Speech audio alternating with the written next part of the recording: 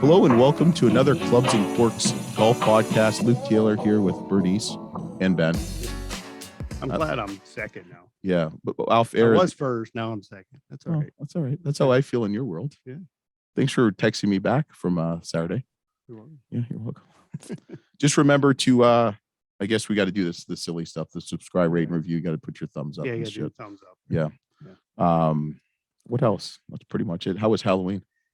It was good. Yeah. I know this is I going to didn't air. get dressed up. It's going to air a week after, but I didn't. I got candy though. There was a lot of people, a lot of parents walking around dressed up. But they're called weirdos. Before we forget, don't forget A Night in the Cleric Jug coming up Wednesday, November 17th from 6 to 8 at Sibling Revelry in Westlake. Just go to their website, sign up. It's me, live podcast, question and answer. Do I have to buy my own tickets? No, you're part of it. Okay. You're part of it. All right. And you get, and you're bringing Bernice too. All People get to get photos of Bernice. So since we have these long intros, it's gonna be 25 minutes. We're known for the long intros, Ben, but we got the host of the Back of the Range golf podcast. It's one of the golf podcasts I actually listen to. James Pyatt, I just listened to, and a little bit annoyed with him because I'm a Michigan fan, and well, so is he. But that kind of sucked. Michigan lost that game, I might add. Michigan State did not win. My favorite tagline of this show is sometimes the best stories in golf aren't found on tour. You will find them on the back of the range. I like that. Yeah. But you know who he sounds like? His voice. Get ready when you hear his voice. I was going to announce him as John Tesh. Remember John Tesh? Entertainment Tonight with Mary Height. Yeah. How dare you? Yes. Your voice is I even played your voice for my wife and John Tesh right after, and she's like, yeah, sounds like John Tesh. Where's Mary Hart? She's got the week off. There you go. Yeah. Thanks for having me on Clubs and Corks. But she has the week off. No, this is a one-man operation. We haven't gotten a sidekick yet as beautiful as Mary Hart or Ben Curtis. So we just haven't gone that direction yet. He said you're pretty. Hey, there you go. That's the first time though. So Ben is the host. Adelberg is the host of the Back of the Range podcast, and you kind of focus more on, I would say, amateur and collegiate golfers. Yep. Is that probably a good synopsis? I think. Yeah, the podcast when it started was really, what do I want to focus on? What do I have experience with? And playing amateur golf and collegiate golf down here in South Florida, getting to know a lot of the guys that play at a high level, whether it's state competitions, USJ competitions. I kind of found that was like my niche. Nothing against the professional ranks, but I just didn't find it interesting every week to maybe talk about the next PGA Tour event, or do I think Tiger's better than Phil, or is Rory gonna win as much as Rick? I didn't find that personally something that I could sustain week after week after week without myself kind of thinking, okay, I'm kind of doing something maybe similar to what other podcasts are doing. This is something that I had a close personal connection with and a lot of relationships. And as you know, in podcasting, getting guests, having people to talk to, something new and something fresh, I seem to have had an unlimited supply of interesting people to talk to. So that's where I focused my conversations here at the Back of the Range. I think he just wants to be back in college. What don't we? I'll tell you what. I mean, that's don't we all? I mean, it's not a bad. It's a lot of fun when you're just, you're at a Western Amateur, you're at a US Amateur, you're at some of these other collegiate or invitationals, and you walk the range and you just see all these guys and they're like, hey, what's up, man? What's going on? And you're like, okay, wow, I know pretty much anyone here on the range. And it's a lot of fun. I'm not gonna lie, it's a lot of fun. Yeah. But they're all college kids and they're all idiots. And it just kind of reminds you, oh my gosh, we were like that at 22, 23, whatever. So I don't know what you're talking about. I'm still like that. Yeah. Okay. I'm less like that though. I mean, you mentioned all those great, I have fond memories of all, amateur golf, college golf was such a fun time, right? You get professional ranks. Now it's your livelihood. It's your life. Yeah. And it's just totally different. Right. And, so I commend you for what you're doing. I think it's great. I think that, everybody talks about the tour, right? And all the European, the PGA Tour, and what's going on in the professional life. Like we do it, right? We sit there. Yeah, but it's a little bit, here's the thing. It's a little bit different for us. you've been there, done that. It's not me and like one of my buddies Right. who just want to, like, why would you want to listen to me? Right. I mean, shit, why would you want to listen to me? Right. But my point is everybody's talking about professional, right? Football, right? It kind of, the NFL dominates, hockey, baseball, all that. But you kind of forget Basketball. that there's all the next generation coming up through the college and amateur ranks. So I commend you for what you're doing. I think it's awesome. Have you seen who he's all interviewed though? Yeah. Like Colin Morikawa. And I mean, some of these guys, Patrick Cantlay, Brandon. I haven't had Cantlay, but I've had Wu, I've had Hovland, I've had Morikawa. And what's so, really an unforeseen benefit of going in this direction, focusing on the amateurs, like you mentioned Patrick Cantlay. Well, let's say I have Patrick Cantlay on the podcast next week. I don't, but let's say Cantlay's my guest next week. Well, okay, I've done that episode, and now that ship has maybe kind of sailed a little bit. On the amateur ranks, I get a new influx of talent every single year, and I get to build relationships when they're juniors and have it kind of build and build and build. And I get the new fresh talent that's going to eventually be on the PGA Tour. I get to meet them out on the road at tournaments, build those relationships, have them on the podcast, and then as they move on to the professional ranks, I got more kind of up right behind them. So there's a constant influx of talent. Yeah. You're fired. I don't need you anymore. Yeah. No. We're going to the Corks golf podcast. We're going to get rid of his ass, and I'm just going to scour the colleges. I got it. There you go. There's that creep again.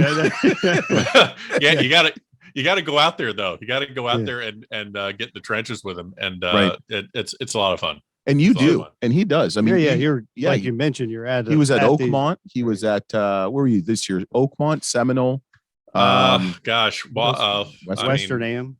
Probably. Yeah, so I would say the highlights of the year, if I have to think off the top of my head, Jones Cup in February was fantastic. Obviously, the Walker Cup at Seminole. And then I spent a month on the road. I was at the U.S. Junior. I was at the Western, U.S. Women's, U.S. Amateur. And then I've done some collegiate stuff this summer, fall, however you want to call it. Believe it or not, the most fun I think I had, the most fun was the U.S. Women's Amateur. And not just because there was just college girls playing golf for a whole week and I was there with a camera. That's not it, but just the attitude and the they're just so energetic and so having so much fun being out there. The guys get a little serious, and I understand there's a lot at stake, but I saw girls shooting 82, 76 with a bag of stuff from the pro shop, ready to leave, had a big smile on their face, had a great experience. You didn't see as much of that on the men's side. But yeah, I think I had the most fun at the Women's Am at Westchester. Yeah, I've been to they had the MAC championship here in town at Silver Lake last year. And the girls, you go watch them, it's totally different than the guys. Yeah. Like you mentioned, they're serious. The girls, they make a putt, even if it's a 2-footer, they turn around, wave. Yeah. Oh yeah. They wave. Weird. And then the other one's way back. But you can tell they're having a your fun. And and it's really cool to see. Yeah, they're waving at us. I'm like, what? Usually we like, it's like not give them the finger, but to your teammates. Yeah, this girl from Miami of Ohio, she's like waving at my daughter and I. I'm like, my daughter's 11 at the time, and like, so I'm like waving back, like, okay, this is really weird, but they're so nice. I was at the U.S. Women's 4-ball at Merido in Dallas. And in stroke play, I had numerous groups of girls saying, "Hey, can you take a picture with our caddies?" And they're like in the middle of the round. It's like the 12th hole. And I'm like, I guess there's no rule against that if that's what you want to do. And literally the caddies get in there and they're smiling. And I'm just like, I've never seen this. I mean, this is a USGA. I understand it's a 4-ball, but it's still a USGA event. And no, they're just, you have a camera. Can you take a... Okay. So Ben, what's your background with golf? I know, you mentioned you played. I've never played it. It looks fantastic. Really? No, I'm kidding. Oh, yeah. That was great. He stumped Luke. That was great. So give our listeners kind of a background of Ben. Basically, I kind of fell into golf in a very odd way. I have family in Kansas, and I went to KU for a couple of years. But as a kid, I would go and spend summers on my grandparents' farm just outside of Lawrence, Kansas. And on the weekends, grandma would go to town and do the grocery shopping and maybe go run a couple errands, get her hair done. Well, I got dropped off at the putt-putt course, and I would spend 2 or 3 hours playing putt-putt, going round and round and round. Got pretty good at that. And then, had all this land out there. I found myself a wedge or a 7-iron, and my grandfather would get on a tractor and mow me a fairway. And I just started hitting balls all over the farm, and that was fun.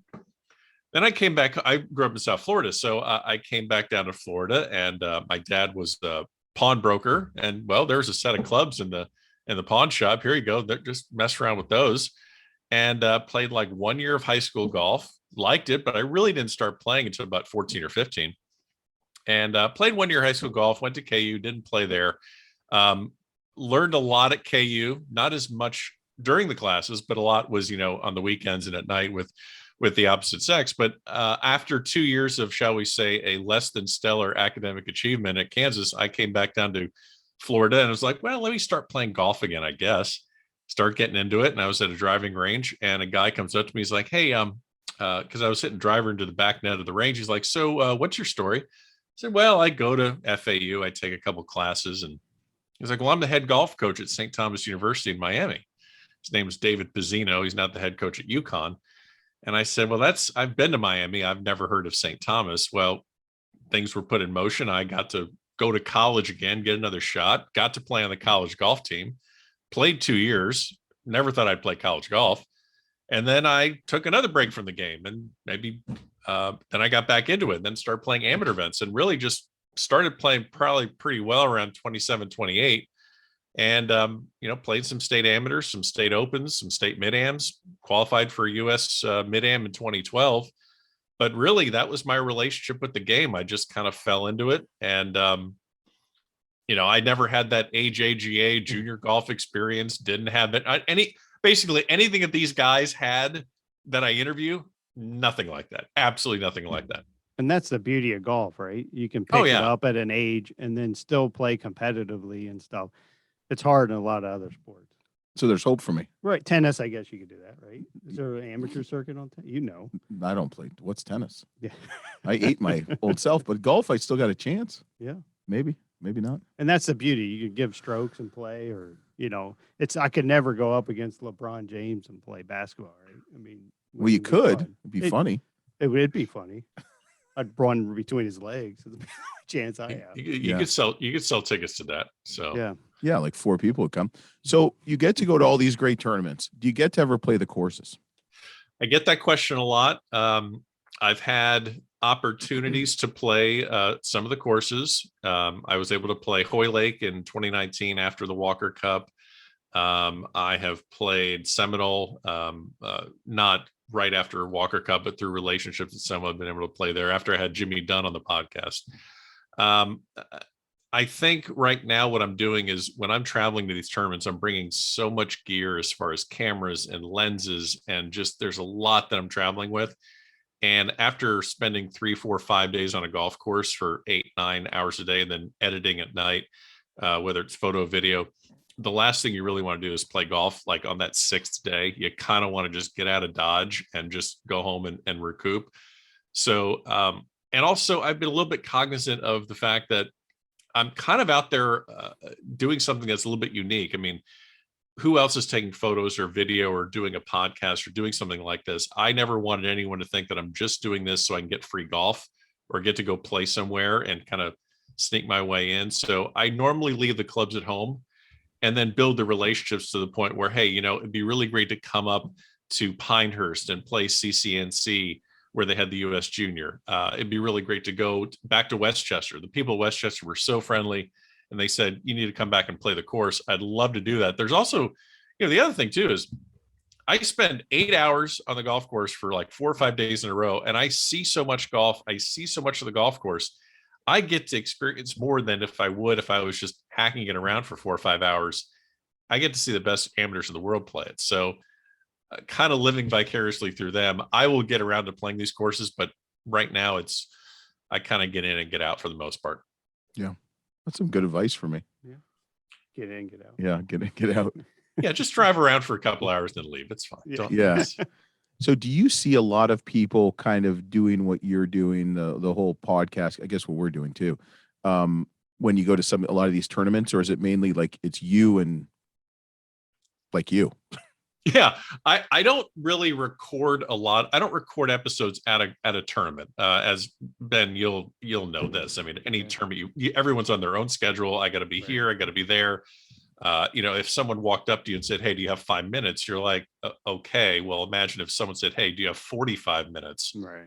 It's just not going to happen. So when I'm at a tournament, I'm kind of selling myself, selling the podcast, letting the players get to know me in person. Then at a later date, say, "Hey, let's hop on and do an episode." Well, they met me at the tournament. They know me. The relationship has kind of been built. That's what I do at the tournament. And then also, capturing photos, putting together video, doing social media content. And that's another way for me to build the relationship with the players, because these kids love that. I mean, I get DM'd all the time from players at tournaments afterwards saying, "Hey, Ben, did you get any photos of me this week? Can you send me some stuff?" So I get a lot of that. I don't see a lot of people on the amateur side doing what I'm doing. There's great videographers at tournaments. There's great photographers, but as far as capturing the photo and video and then moving it forward to podcast and actually building a stronger relationship and telling a bigger story, I don't see a lot of that on the amateur side. There's a handful of people. There's a Dylan Otto out in California. He's a host of the Scrambling podcast. Great guy, just out of college. He's doing a very similar thing to what I'm doing in California. But as far as traveling all around the country, I haven't seen a lot of it yet. It's interesting. Yeah. So of all the, you've done over 200 interviews. Who are some of your favorite interviews that you've done? And I noticed you did Nicholas and that. I mean, obviously that. Yeah, once in a lifetime thing, but yeah, that was special because it was at his house and it was, in his office, and it was it's funny. You're sitting there, and we all have the microphones and the cables and wires, and we have all the technology in front of us. Well, I think one of the most nervous aspects of that day was not Mr. Nicholas, because he's just such a nice person, but I'm sitting there with, like, just how you guys are, with my notes in front of me. I got my recorder next to me. I have the microphone. I have headphones in. I'm trying to monitor his audio, my audio, look at the notes, and then also look, the greatest of all time in the eye when I'm having. So I had a lot going on, and so that was a challenging day, but that was a favorite. Jimmy Dunn at Seminole. I always refer back to that one because he has such an incredible story, and that was very special. I love the mid-amps. The mid-amps are just funnier than hell, and they just don't care because they're not turning pro. They don't have a sponsor or an agent that's barking at them. They're telling stories. They're having fun with it. I think those are some of the greatest ones. Like a guy like Paul Simpson. Paul Simpson's played in 70 USGA championships. He's 70 years old.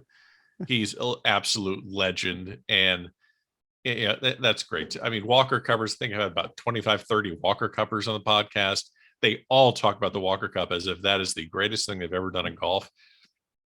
I love them all. I really do. And I like also getting a college player to maybe be a little bit tentative early on in the episode, not be super comfortable. And then by the end, you see them kind of break through and loosen up a little bit. I like getting to that point because they're only going to experience more and more media attention as they progress up the ranks. So, those are some of my favorites. Oh, that's cool. He named 3 out of 220 episodes. That's all right. Gosh, he named more than that, but that's fine. It's hard. It's really, it's so hard because, I had Joe Buck on episode 25. I always refer to that one as one of the most important ones because, as you guys know, those first couple dozen episodes you do as a podcaster, you're really kind of out over your skis. You don't know how you sound. You don't know how you're, am I formatting the questions right? Is the audio right? Do I sound? How do I sound? Do I sound dumb? Do they know what? There's a lot going on. I had Joe Buck episode 25, so That's funny. Yeah. You know who our first episode interview was? John Tesh. Jason Day. Close. And that was we had him for an hour. I'll never forget. We Okay. had him for like 40. Well, right? we were supposed to have him for 40 minutes to an hour. And it's 6 o'clock in the morning. He was in Carlsbad or somewhere. Yeah, he was out west. Oh, He was out God. west. It's Right, 9 early. o'clock our time. And it's like you put these two idiots together to do a little technology. And it was, he couldn't hear us. And but we could hear him. And he's like making comments that I won't repeat. And, like jokingly. And it was Right. like, all right, the 45-hour-minute interview was like 26 minutes. Yeah, it was a lot of fun. But we got called two idiots. So Yeah. But it Yeah. sums us No, up we pretty two good. old farts that don't two know old shit farts, about yeah. technology. There you go. There you Yeah. go. Yeah. We- He you did say guys- hi. I did talk to him when I went to the Rocket Mortgage. Yeah. He was very pleasant. He's a nice Yeah, he is a nice guy. kid. I said kid. He's Yeah, nice kid. 40 years old. But he's a nice kid. Have you ever had Hal Irwin on the podcast? I haven't had Hal. I have had his close relative Hale Irwin, but yeah, I did have Hale Irwin. Did you call him Hale or did you call him Hal like me? Because he was. Oh like, no, I do my due diligence and I try to research the pronunciation of the guest names before I have them on the podcast. So So He just called you out, basically. I know. He And didn't- I called him Mr. Irwin the rest of the show. hey, that's safe. That's safe. Okay. All right. You asked about episodes. I was at Bob Toski's house for 4 hours, having him on the podcast. And for the first 2 hours when I was there, we were just talking. There was no microphones. I'm sitting on his couch and he's just talking and going through different swing theories. And I'm like, and of course, Mr. Toski is what, 93, 94 at the time, 92, something like that. And we're just talking golf and he's asking me questions, and if I don't know the answer, he's like, oh, this dumb idiot. Well, for 2 hours, I don't know if he fully understands that I need to get a microphone in front of him. Right. Like this isn't it. This is not what I wasn't just coming over just to hang out. Like I wanted to record something. So after 2 hours, I was finally like, so Mr. Toski, is today still a good day to do? Oh yeah, sure. You want a beer? I'm like, yeah, that'd be great. So he goes and gets a couple beers and actually we set up and he was fantastic, but it was 4 hours at Mr. Toski's house. And it was quite an experience. That was a fun one. That's cool. Couldn't walk after. Oh my gosh. He just pound the beers. All right, we're going to take a quick break. You want to put your hand up there and show us? Robert Keenan Winery, located in the historic Spring Mountain district of the Napa Valley. Celebrate the best round you ever had or get over your sorrows after the snowman on number 18. Drown yourself in one of the 14,000 cases per year they produce. Combining the dedication of experienced winemakers with a commitment to excellence, the Robert Keenan Winery has distinguished itself as a maker of exceptional wines in limited varietals and quantity. Wines for sipping, wines for enjoying, wines for enhancing any occasion. In the last 8 vintages, 42 wines have been rated between 90 and 97 points by Robert Parker Jr. As a special thank you, use code Clubs and Corks, all uppercase, and receive 20% off your next order with Keenan Winery. They are golfers just like me and you. You like wine, Ben? I'm more of a bourbon guy. I know. Boring. I'm sorry. Just joking. I know. I've never been a wine guy. I'll have a glass just to fit in because peer pressure. But if we start talking about it, you'll find out pretty quick. I since we're recording this super early, I didn't think to make myself a cocktail. I want to be professional, but It's 10:30, Ben. It's not. I that know. early. Oh, I'm sorry. So Yeah. It's noon somewhere. Yeah. So what's on the agenda? Where are you going next? Or what's the plan? So- Are you done kind of for the year traveling and picking up in the spring or in the there's a fall. chance I will, being in South Florida, I will go around Thanksgiving time. I'll go up to PGA National for the Rolex AJGA Tournament of Champions just to kind of poke my head in and see a couple players. I want to go see Nick Dunlap. I want to see some of the other juniors, Mega Gane. I need to learn more about the juniors. As I said, build those relationships. So I'll be there. I may go to the Jones Cup Junior at Sea Island also in middle December. But other than those two, I'm pretty much done for the year. I'm actually going to take a couple vacations or some trips that don't involve a golf tournament. But then mid-January, I'll be right back at it out in California for the Southwestern Invitational. That's Pepperdine's tournament. And then really, February is off to the races. The Jones Cup is huge. And then out to the Prestige, and just, we're off to the races as soon as February 1st hits. Wow. So you'll go to like how many tournaments a year? So I actually to backtrack a little bit, I was doing the podcast and also a day job. This was not my career right when this is not my full-time job. And I was going to more and more tournaments. And this year I kind of realized, okay, I'm either going to need to go to less tournaments because, your employer probably doesn't want you taking 50 days off a year. And I was, I had backlogged a bunch of vacation time due to COVID. So I was just burning through it. I realized, okay, if I'm going to do this full time, this is going to be the year that I decide to do it. Or I need to dial the travel back, just keep it as a podcast. And that's that. July 2nd, I quit my day job and I was like, all right, the hell with it. Let's just go do it. And I just was, like I said, I had that 4-week stretch where I was on the road. And then, this fall, I'll probably in 2022, I'd say there's a pretty good chance I'll be at 25 to 30 tournaments.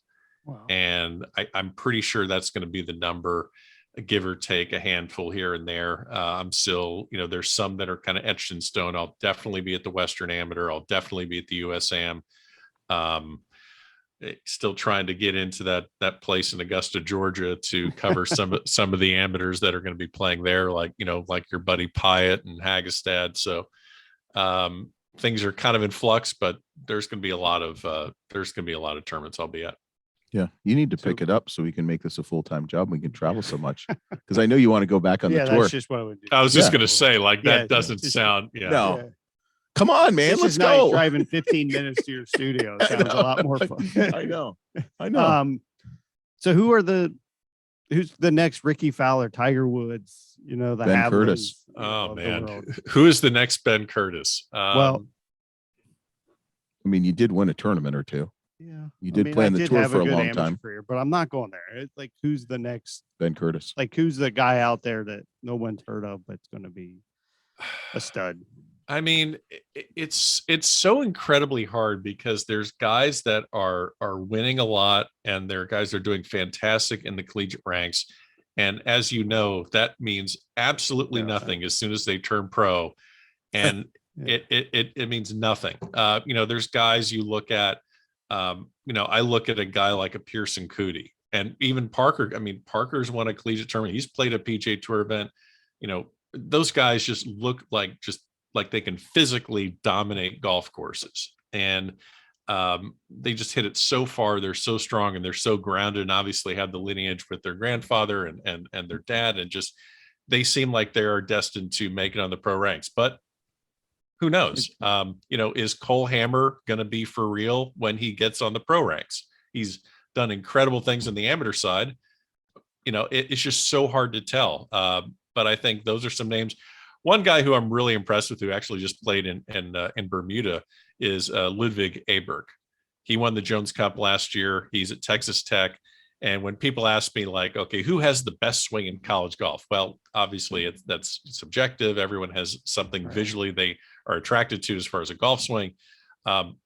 No wasted effort in this guy's golf swing. Everything seems to be in complete control. I'm very impressed with him. There's tons. And it's got to be so much harder now than even when I played. I mean, there was obviously you had, Tiger, Kuchar, Jonathan Burr, some guys that kind of just stood out from the rest of everybody else. Right. And then, but then it comes down to, can you handle the pressure? Can you handle the rigors of the travel and being on your own? And there's so much that goes into it. So it becomes more mental than it does become a physical part of the game. Right. And so, but there's guys like Ricky Fowler, like, for example, obviously extremely talented, but he just kind of had the it factor, so to speak. And, so I think you can see that, but it's very hard to distinguish now because they all look like they're, physically they're all physically fit, right? They all hit Yep. 320 yards. So it's not like, oh man, this guy's different. They're all the same, right? In a way. Yeah, Jackson Suber just won the White Sands tournament in the Bahamas with Ole Miss. I think he won by 6 or 7. Like Trent Phillips, Georgia, he just won by 6 or 7 at the Williams Cup at Eagle Point. These are two guys that when you look at them physically, they're not standing out like a Pearson Cootie. They're not standing out like some of these other guys that look just like massive athletes. I mean, they're fit, but they don't jump out. But then again, they get hot and they just decimate fields. It's just hard. I don't see a player in the college game right now that I look at and say, that's the guy. Yeah. I also think that's a great thing because there's 15 to 20 guys. Like it's so deep. It's so deep of talent. It's ridiculous. Any given week. Yeah. Who's the best putter, really? That's what, yeah. Who's most consistent, who rolls the rock, like George Spieth was one of them. It just, people say that, hey, he can hit it, but what he can do really well, he can putt it, Well, the other thing too is these guys, we keep forgetting, how many times, well, they have the A, they're young, and B, they also have schoolwork to balance. And they're at that age, they're trying to figure out personal relationships. They're all coming out of COVID, which that's something that I think definitely affects their ability to kind of balance their game. There's just so many factors. I mean, it's kind of like in the pro ranks where, you would have someone say, oh, the favorite this week, it has to be Ricky Fowler. The favorite this week has to be Ernie Els. Well, you have no idea what those two guys may have been dealing with on a personal side, family side this previous week. Their kid could have had their tonsils out or their right. wife is, you have no idea. It's the same thing with these college kids. I mean, 1 week they're winning by 6. The next week they had 2 papers that were due last week while they were winning. They're trying to get that done before their next tournament. So don't be surprised if they hang a couple 75s up there because their head's not in it. They're college kids. Yeah. Like you said, it happens in the pro ranks too. Yeah. And then sometimes you don't think you're going to play well, like whispering or at the PGA up at, Oakland Hills going into it. I felt like crap. I didn't think I was going to play well. And then boom, all of a sudden you get hot and you're like, oh, now. Oh, but it just comes out of nowhere, right? It's like, what the hell happened? But it's just, that's golf too, right? I mean, and you got a beautiful background there and you just, something fits your eye. You might not be hitting it well, but it just really fits your eye and something works. Yeah. Well, you're mesmerized. Well, no, I'm asking for a friend. Why don't you have any Kent State golfers on there or former Kent State players or coaches? Asking for a friend. Asking for a friend. I think that's going to be in the future here. I actually did run into I can't remember exactly where, but I was very close to getting Ryan Yip locked down on the podcast, and I don't know how that thing dissolved, but it did. But yeah, I think there's a spot for some Kent State. You got to have at least 2 collegiate wins though to be on the back of the range. So I think think we got. Well, I think they got a couple guys, maybe one guy, Cade. Maybe. How many did you get? I only won 3. No, you won 2. 2. See, you only won. Wait, you only won twice in college? Yeah, MAC championship and. But you are the Iowa or something. You are the. Know what you won. I don't even. But you are the leader though in scoring average in Kent State history, by the way. Yeah. Which I'm still surprised. Did you guys play from the red tees? It said minimum of 3 rounds though. Yeah. That's what it's which I thought was kind of unique. But no, yeah. So no, I think we got to get that done. So that was for him. And I'm asking for me now. Any Canadians? Have you interviewed any Canadians? Yes. Who are some Canadians that I would be surprised were Canadian? I don't know everybody in Canada. Well, actually, tomorrow I will be interviewing Mr. Noah Steele, who is a member of Team Canada, went to Sam Houston State, just finished in the top 5 on the Mackenzie Tour. I guess the Q Series or whatever that series was he just played this summer. He just locked up full status on the Mackenzie Tour, and he's going to go to Latin America Hugh School, I think, later this week. So we're recording him tomorrow. Nice. Really, really excited to talk to him because he not just his story, but also the fact that he played his college golf with Will Holcomb. So, I mean, anytime you get a Will Holcomb story on the podcast, it's going to be a good episode. Buddy of mine, Scott Kennedy, who is an amateur still, but actually owns a barbecue joint here in South Florida, Smoke Barbecue. So you have a Canadian who's basically a pit master. So go figure that one out. But yeah, I know exactly. So is he overweight? I hope he's overweight at least. He could lose a couple pounds. How's Okay, that? good. Is that a friendly way of saying that? You never get barbecue from a skinny person. No. And also, believe it or not, I don't know how you can get barbecue from a Canadian. I mean, that just doesn't seem to. Well, I mean, barbecue poutine. But I'm talking like this guy is into the ribs and the smoker and just the whole thing. And I'm like, yeah, but you're Canadian. How do you pull that off? Yeah. Like that just doesn't fit. Yeah, I don't. Do you notice how he didn't mention your name, though? That's okay. I have not had any sommeliers on the podcast yet. I have not had any. Well, you're still not if you have me. I'm not either. I haven't had any dangerous. boxed. I haven't had any boxed wine enthusiasts yet. We're all sommeliers in our own mind. Sommeliers, sommeliers, however. Sommeliers. Oh my God, that's great. Yeah. So we're gonna stick around. Let's. So how can people watch? When does it come out? Tell us a little bit. How they can listen, follow, subscribe, all that Apple review crap. Apple Podcasts and Spotify is where you can find it. Just search for The Back of the Range. I don't have a video piece because, as people can see, this is a face for radio. So there's really no video of it. But go on to Instagram. Instagram's where I post a lot of the pictures, a lot of the video from tournaments when I'm on site. Facebook, Twitter still is out there as well. But yeah, I try and post an episode or two every single week. With the travel that's been put in, it's been a little bit sporadic, but I have a goal to get to 250 by the end of the year. Awesome. So that's going to be, and I am scheduled to be the guest on episode 250. So people have asked like, hey, why don't you have someone interview you much like this on your own podcast? So episode 250, I will be the guest. Nice. Who's interviewing? Who's doing interviewing that? Who's I will put it out there because she said she would definitely do it, but Dottie Pepper is going to be the host on episode 250. Nice. Oh yeah. So that will be a lot of fun. I've bumped into her at a lot of tournaments. She's been a very very gracious kind of advisor, and she's been fantastic. She's given me a lot of advice. She still travel with her dogs and stuff when she comes? I haven't seen the dogs as much. She used to travel with them. Really? Yeah, when she did. She has a new book out. She has a new book out that is excellent. So it's called Who Let the Dogs Out. That is not what got you. Yeah. I almost got you. That's not what it is. That's